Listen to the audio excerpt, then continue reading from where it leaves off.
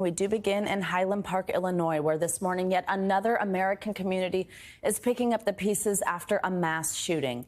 There's a growing memorial at the scene of the shooting that has now claimed 7 lives. Police say the suspect has been charged with 7 counts of first-degree murder. Investigators say he had at least 5 guns, including rifles seized at his father's home. Investigators say he disguised himself as a woman to escape after the attack. That's what you're seeing on your screen there. Meanwhile, 6 of the 7 victims have now been identified. They include 78-year-old grandfather Nicholas Toledo Zaragoza, Jacqueline Sondheim, 64-year-old mom Catherine Goldstein, husband and wife Irina and Kevin McCarthy, and grandfather Stephen Strauss. On Tuesday, Vice President Kamala Harris visited the scene of the shooting and called for more gun restrictions. We got to be smarter as a country in terms of who has access to what, and in particular assault weapons. And we got to take this stuff seriously as you are, because you have been forced to have to take it seriously. The whole nation should understand and have a level of empathy to understand that this can happen anywhere. We're digging into the investigation with NBC News correspondent for investigations Tom Winter and the calls for action with Capitol Hill correspondent Ali Rafa. But we begin with NBC News correspondent Shaq Brewster, who has the latest from the ground in Highland Park. Good morning, and we'll see that suspected shooter in court for the first time a little bit later this morning around 11 a.m. Eastern time. He's been charged with 7 counts of first-degree murder. The prosecutor saying that this is the first wave of charges, and we can expect to see dozens of more in the days and weeks to come. Now, those charges were filed just minutes before we saw Vice President Kamala Harris make an unannounced trip to Highland Park. She met with family members, she spoke with members of the community, sent her prayers and her condolences from the president and herself, and she also warned other what she called peace-loving communities that their communities could be shattered if action is not taken on assault weapons specifically. Now, we also heard from the prosecutor, who gave details on the investigation and what they know up to this point. We learned that the suspected shooter gained access to the top of that rooftop via a fire escape, climbing a ladder affixed to that building, that he escaped with help from the chaos that he caused himself. He was disguised in women's clothing and left as people were fleeing the scene, went to his mother's house, drove across state lines to Wisconsin before returning to Illinois and being captured about 15 minutes from where I'm standing right now. This is a community that is grieving, especially as we learn more information about the victims, the 7 people who lost their lives on July 4th. I want you to listen to a little bit of what we heard from some of the victims, the family of the victims, in conversations with Lester Holt yesterday. I told her that it was a shooter and that she had to run, so I started running with her, and we were next to each other, and he shot her in the chest, and she fell down, and I knew she was dead. She was just a good mom. I got to have 22 years with the best mom in the world. You see the pain that this is causing so many members of the community. I met a lady yesterday who said she was scared to go to the grocery store right down the street from her because of the fear that she felt. And the last time she left her apartment, she saw people fleeing the shooting. If convicted, the suspected shooter will face a mandatory sentence of life in prison without the possibility of parole. Back to you. All right, Shaq Brewster, thank you so much. Now for the latest on the investigation, let's get to NBC News correspondent for investigations, Tom Winter. Hey, Tom, good morning. So let's start with just what is next in this investigation. The state's attorney for Lake County says additional charges are expected. What do we know about this? Right, Savannah. So this is obviously going to speak to the victims here who did not die but were shot by this individual. They're going to want to charge him for those as well. As Shaq alluded to, just one conviction on any of these homicide counts because of the nature in which they were charged is effectively a life sentence for this shooter. On the other hand, you want to make sure you get justice for all of the victims that were involved in this. And anybody who was shot by this, it's obviously horrific, even if you were able to survive from it. So we expect at this point for that to be for those charges to be brought to bear. And on top of that, assuredly, weapons charges will be brought, perhaps some other charges. It just depends on what they uncover in the investigation. Now, Tom, authorities are calling this a premeditated and calculated attack that had been planned for weeks. Do we have an idea here about what the motive could be? I know that's always something difficult to determine, but does the fact that they have enough evidence to say he was planning it help us in determining that? Right. Well, unlike other recent shootings that we've had, there is the possibility here that we might get to the bottom of why this individual did what they did. I think one of the reasons for that, first off, they're alive. That's a difference from, say, the Uvalde shooting. But what we also have here is a prolific online social presence. This individual may have had other storage accounts or cloud accounts that information may be contained on that. On top of that, they'll be able to get the cell phone and be able to download that and gather more information from there. And the other big thing here, Savannah, is that he is talking to law enforcement, according to police in their briefings yesterday. They have had discussions with him. We don't know to the extent of that cooperation, but presumably any information is better than none. So it is quite possible that we'll get to the point of motive. We may even see that come out in court papers. That could be part of the additional charges. It just depends upon what they find and what he says. Tom, in addition to him speaking with police, I mean, we're learning a lot from his own presence online, these music videos depicting school shootings. We also now know that law enforcement were called to his home for 2 incidents in 2019, including one where he was threatening to kill family members. Knives, a dagger was confiscated. I think to most people who hear information like that, those seem like red flags. I mean, what is a red flag if not that? What do we know about that and what that meant police were watching with him? Right. So it does appear to us, of course, and most people watching, that those would be red flags. We're talking about 16 knives, a dagger, and even a sword, not something that one has at their home decor. So, yeah, this is potentially quite concerning. The issue here is what is legally a red flag and what that actually means when those type of laws, and Illinois has a type of law that's commonly referred to as red flag, what that means legally versus all the things that we're looking at, kind of this culmination of evidence, if you will, that this individual had serious issues. I think when you look at the red flag law, it's something that only speaks specifically to guns. It's important for people to know it's not just something that law enforcement can use. Anybody could use it. If I thought, Savannah, that you were armed and that you were a threat to yourself or others in New York State, for instance, I could go myself and petition the court. Now, at some point, you'd have the ability to respond, and I can't lie to the court, of course, or otherwise I would be charged myself. But these type of laws exist, and it allows for a quick process to intercede and interdict.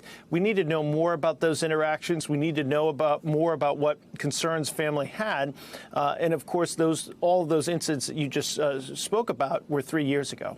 Tom, the other thing that caught my attention, though, based in the same vein, and especially as we ask how could something like this happen, that incident that we were just talking about with all the knives, the dagger, the sword confiscated, that was in September of 2019. 3 months later, in December of 2019, that's when his father sponsored his application for his gun license, according to Illinois State Police. What do you make of that? Well, I mean, the issue is it's not necessarily legal for him to have those knives, and if police at that point don't have probable cause to make an arrest, in other words, he didn't run afoul of state law, there's nothing there that they could have charged him for. Of course, if he was charged and convicted at the felony level, he would not have been able to get a gun. That's an important thing for people to know. But you know, they kind of came right up to that line, but didn't cross it, Savannah, and that's the reason why he was able to get that state ID card, which allowed him to purchase the guns, all of which were purchased legally, as we first reported yesterday, and why this tragedy was allowed to occur. All right, Tom Winter, thank you so much. We'll keep talking to you about all this. Democrats are once again calling for tighter gun restrictions following this latest mass shooting. This comes less than 2 weeks after Congress passed a bipartisan bill in response to the Uvalde elementary school shooting just in May that killed 19 students and 2 teachers. NBC News Capitol Hill correspondent Ali Rafa joins us with more on this. Hey, Ali, good morning. So, we've been down this road before where Democrats unite in calling for more action federally following a mass shooting. We actually did see more action federally following Uvalde, but what are they saying now in response to this shooting, to what happened in Highland Park?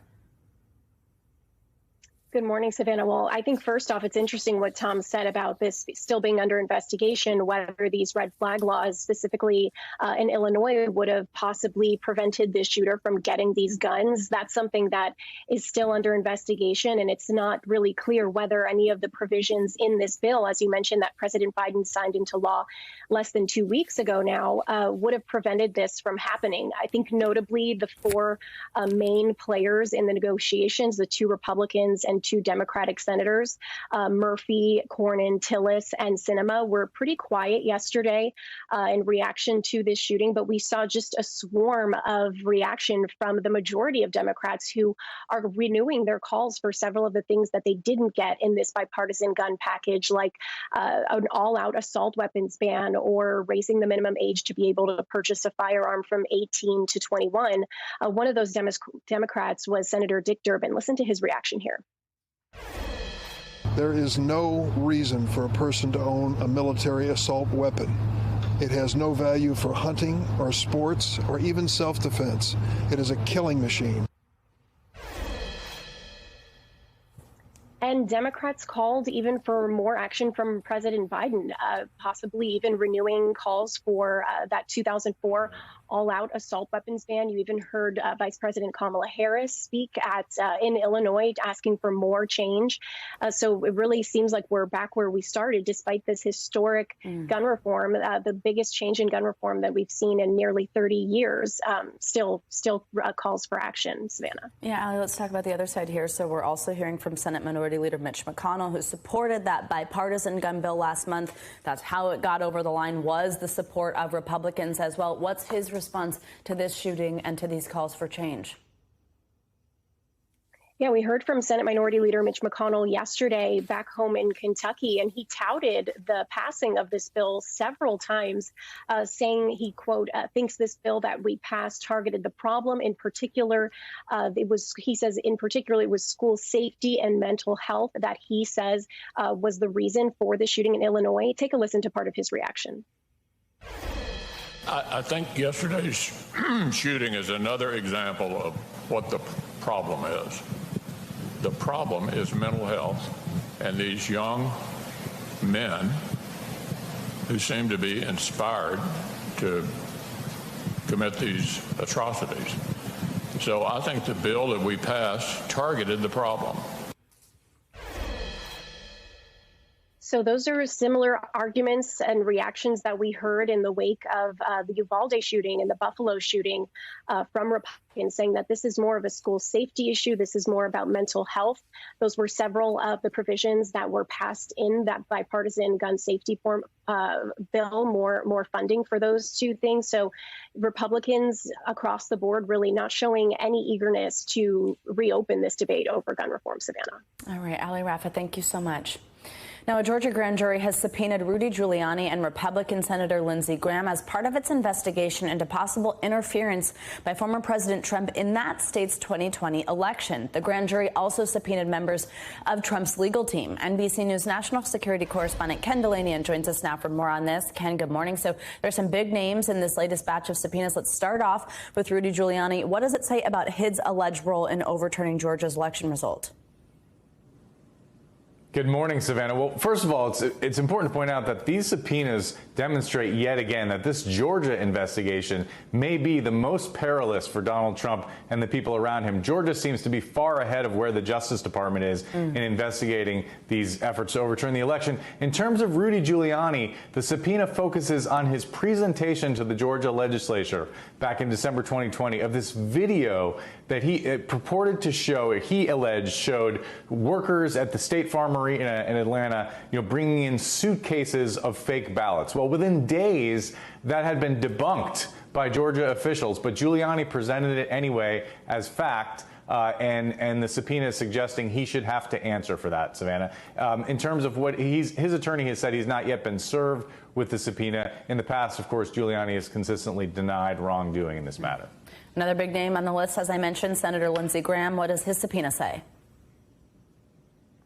Right. So that subpoena focuses on Graham's conversations with the Georgia Secretary of State, Brad Raffensperger. Graham called him and other Georgia officials and sort of used his influence as a prominent senator to ask these state officials to re-examine the counting of absentee ballots. Now, again, Graham has not commented on this subpoena, but in the past, his spokesperson said that Senator Graham was, quote, asking about how the signature verification process worked. He never asked the Secretary of State to disqualify a ballot cast by anyone. Well, he'll now have to answer questions about that before a special grand jury in Georgia, Savannah. Now, the big question that we have here, just as we've had with the federal investigation, as well as even just the January 6th committee exploratory investigation here, is will these people comply? The subpoenas say witnesses must testify between July 12th and August 31st. Any indication if they're going to do that, and what happens if they don't?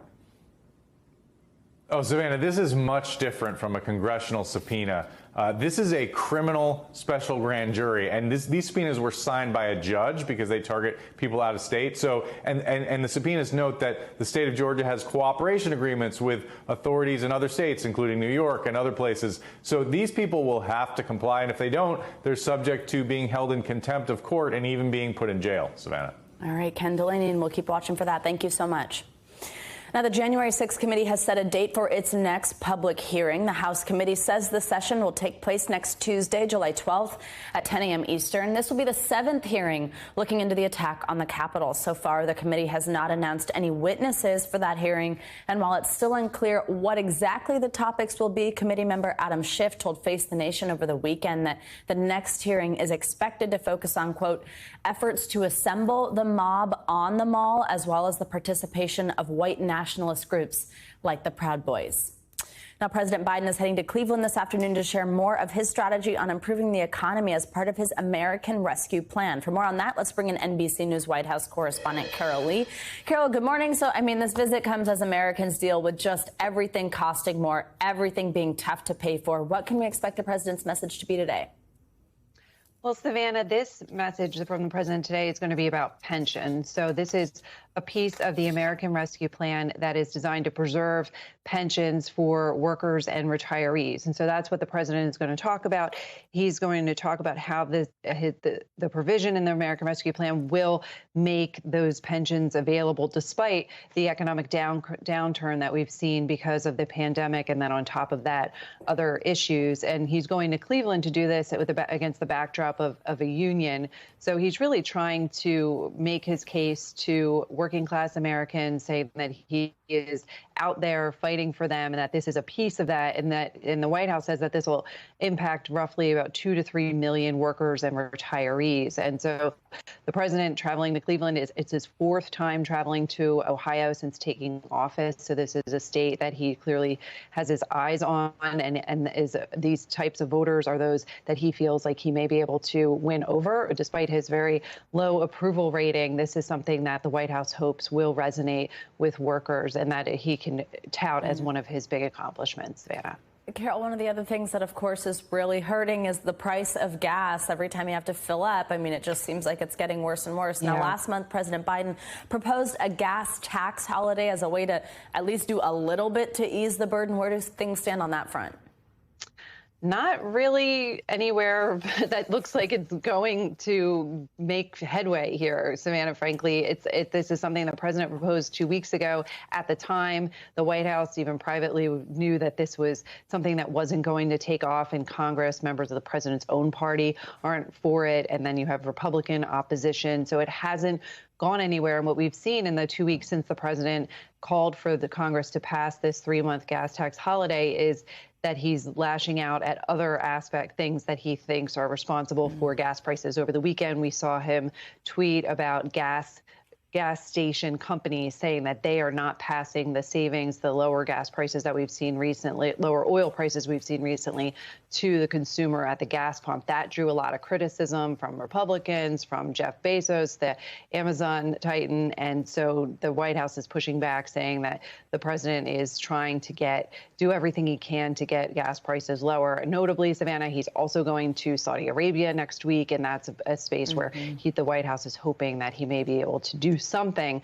to try to lower those gas prices. But so far, not any success. Carol, before I let you go, I do want to ask about something coming up Friday. We'll get the June jobs report from the Labor Department, and economists are predicting fewer jobs were added last month compared to the month before. Is that something the White House is concerned about?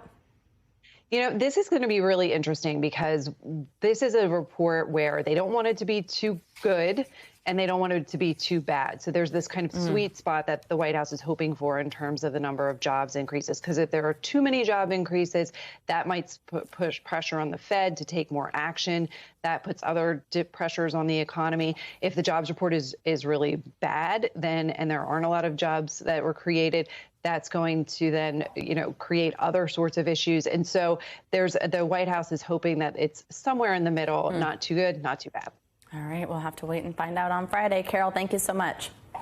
And now it is time for a check on your morning news now. Weather Michelle Grossman joins us in her Wednesday pink, which makes me so happy. Michelle, good morning.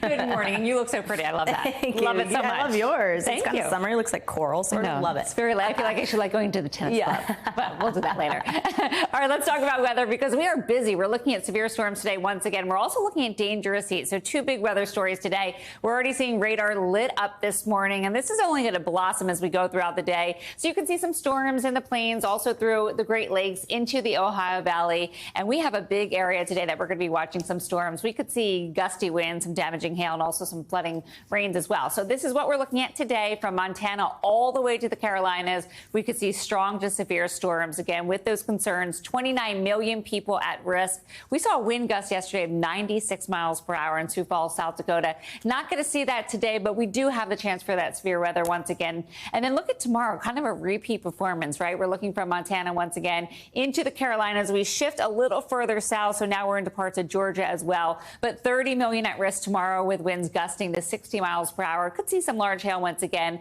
The tornado threat is low, but again, it's not zero. It was low yesterday, and we still saw a tornado in Bowie, Maryland. So taking a look at your rainfall forecast, you can see a lot of darker colors on here, the reds, the oranges, the yellows. That's indicating where the heavy rain could fall. We could see flooding rain and downpours, so torrential downpours, those summer-like storms where we see a lot of rain in a short amount of time. So anywhere from 1 to 3 inches, locally higher amounts. Also, the other big story is the dangerous heat. 62 million people impacted. We're looking from the plains into the southeast, also parts of the Ohio Valley into Virginia and the Carolinas too. So we do have an excessive heat warning. That's in the hot pink there. And it's because we're going to see temperatures climbing into the upper 90s, into the triple digits in some spots. And notice that heat index value up to 115. That is dangerous territory. That's when you want to stay indoors if you can, and also find some shade if you need to be outdoors. So 101 today in St. Louis. It's going to feel like 110. Same story as we go throughout tomorrow, feeling like 107 in St. Louis, and this heat will stay in place as we go throughout the weekend. So summer is here in full force. Wow, yeah, look at those Dallas temperatures. I know. 105 over the weekend. Yeah. I know. It is always nice when we get a little weekend preview on Wednesdays. I like that too. It's nice, like, right? all right, we're nearing the weekend. And Northeast is going to look really good. Yeah, all right, there you go. Yeah. Michelle, thank you. See you in a little bit.